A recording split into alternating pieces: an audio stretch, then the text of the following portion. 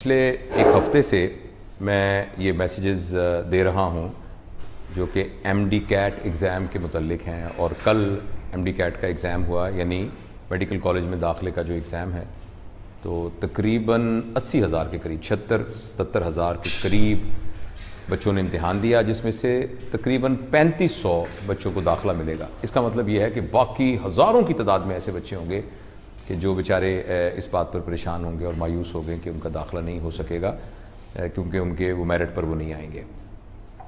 इस सिलसिले में ये कुछ ज़रूरी गुजारिशात हैं।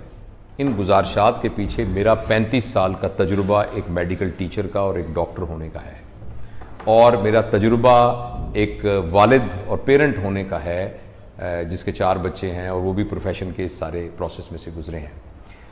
मैं ये गुजारिश करना चाहता हूँ कि जिन बच्चों का दाखिला होने के इम्कानात नहीं हैं, उनके पास अब क्या चॉइसेस हैं।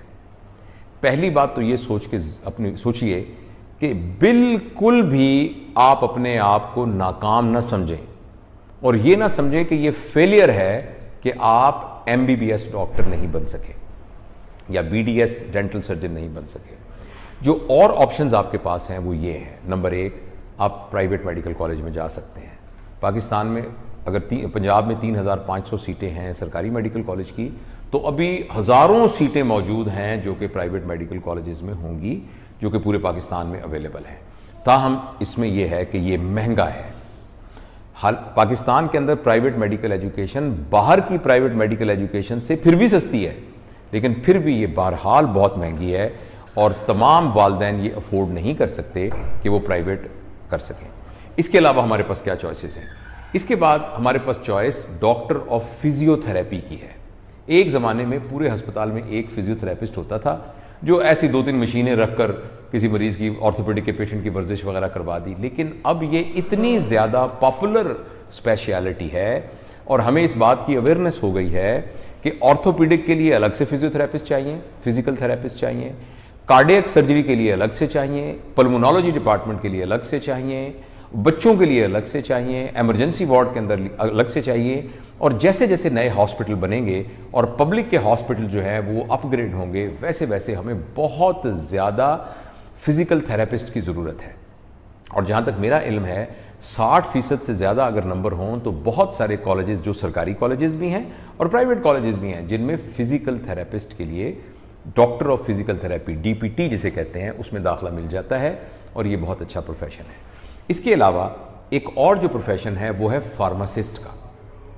तो लेकिन ये आप जहन में रखिएगा कि फार्मासिस्ट बनकर आप सिर्फ सरकारी नौकरी के चक्कर में ना पड़िएगा, क्योंकि सरकारी नौकरी के अंदर जॉब्स कम हैं, लेकिन फार्मासिस्ट बन के आपके पास बहुत ज़बरदस्त बिजनेसमैन बनने का और एंटरप्रेन्योर बनने का मौका मौजूद है। आप फार्मासिस्ट बने और उसके बाद अपनी फार्मेसी खोलें। पाकिस्तान में बहुत कम फार्मेसियां हैं और गवर्नमेंट ने कानून बनाया है और थोड़ा सा वो पीछे हो गया था, मगर बहुत जल्द ये कानून बन जाएगा कि कोई शख्स मेडिकल स्टोर या फार्मेसी नहीं खोल सकता जब तक कि वो खुद फार्मासिस्ट ना हो।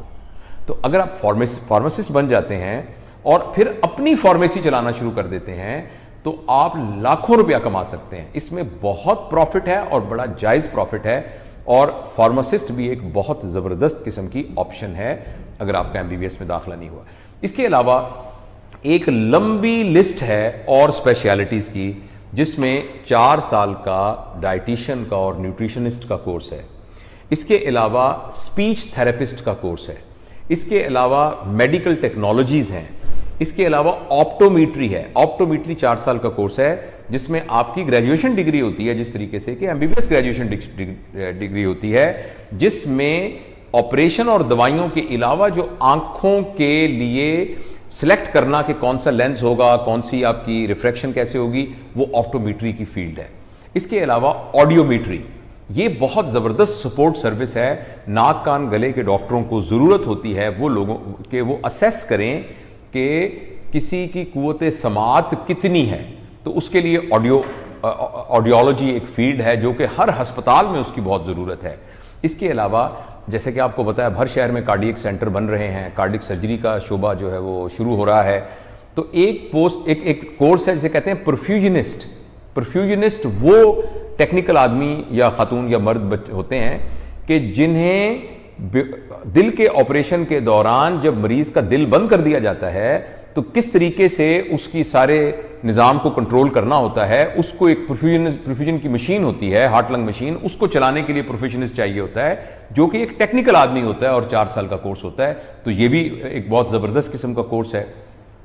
तो ये वो सारे फील्ड हैं जो आप कर सकते हैं। इसके अलावा जो वेटनरी मेडिसिन है, जानवरों का डॉक्टर, अब मुझे नहीं पता बहावलपुर के अंदर 1 या 2 होंगे जो प्रॉपर वेट डॉक्टर है।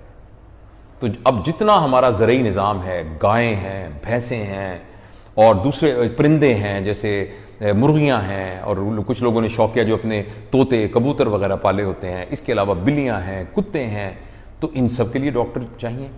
और आहिस्ता आहिस्ता लेजिस्लेशन ऐसी बनती जा रही है कि, और मुझे याद है हमारी एक कॉलीग हैं, तो उनका बिल्ला था जो कि बहुत बीमार हो गया और उसको यूथनीजिया यानी उसको टीका लगा के बेचारे को ख़त्म मारने की ज़रूरत पड़ी क्योंकि वो उसको बीमारी इस किस्म की हो गई थी।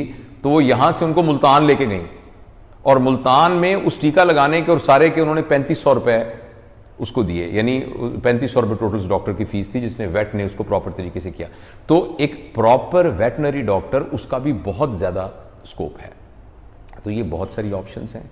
और इसके अलावा अगर आप लेकिन ये कहते हैं कि भाई मैं तो डॉक्टर बने बगैर नहीं रह सकता, मैंने तो डॉक्टर बनना ही बनना है, तो फिर आप इसको रिपीट कर सकते हैं। लेकिन रिपीट करते वक्त आप ये याद रखिएगा कि आप 1 साल अपना लगाएंगे और अगले साल वो लोग जो रह गए हैं वो और अगले साल के नए बच्चे भी शामिल हो जाएंगे, तो कंपटीशन और भी ज़्यादा सख्त हो जाएगा। तो ये कुछ बातें हैं, इन पे आप गौर कीजिए। मेरा तो ये ख्याल है कि बिल्कुल वक्त ज़ाया नहीं करना चाहिए, और ये सारी की सारी ग्रो करने वाली स्पेशलिटीज़ हैं। मेरा ख्याल है कि आप ऑडियोमेट्री कर लें तो आपको बहुत जल्दी जॉब मिल जाएगी। आप फ़र्ज़ करेंगे परफ्यूनिस्ट हों तो आपको जॉब मिल जाएगी बहुत जल्दी। ऑप्टोमेट्री में आप कर लें तो आपको जॉब मिल जाएगी। हाँ, अलबत्ता एक बात हमेशा से मैं सब दोस्तों को कहता हूँ, अपने बच्चों को भी कहता हूँ, स्टूडेंट्स को भी कहता हूँ कि ये जो हमारे दिमाग में घुसा हुआ है ना कि मुझे सरकारी नौकरी ही मिल जाए, इसको ज़हन से निकालने की कोशिश कीजिए।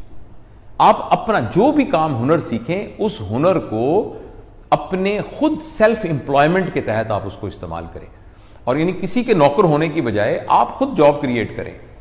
आपके इदारे में मुख्तलिफ मुलाजिम काम कर रहे हों तो आप उसमें बहुत तरक्की करेंगे और बहुत ग्रो करेंगे। और दूसरी एक बात यह है कि जो खिदमत का जज्बा है ना, वो प्राइवेट सेक्टर में भी आप उसी तरीके से कर सकते हैं। अब जिस शख्स की खिदमत करना चाहें, आपको कौन रोकता है प्राइवेट सेक्टर में भी उसको करने के लिए। तो ये चंद गुजारिशात थी, क्योंकि कल से मुझे काफ़ी सारे दोस्तों के टेलीफोन आ रहे हैं कि जी मेरे बच्चा या बच्ची, उसको दाखिला नहीं हुआ, उसके नंबर कम हुए, वो रो रहा है। तो बिल्कुल रोने की कोई बात नहीं है, ये तो एक रास्ता है ना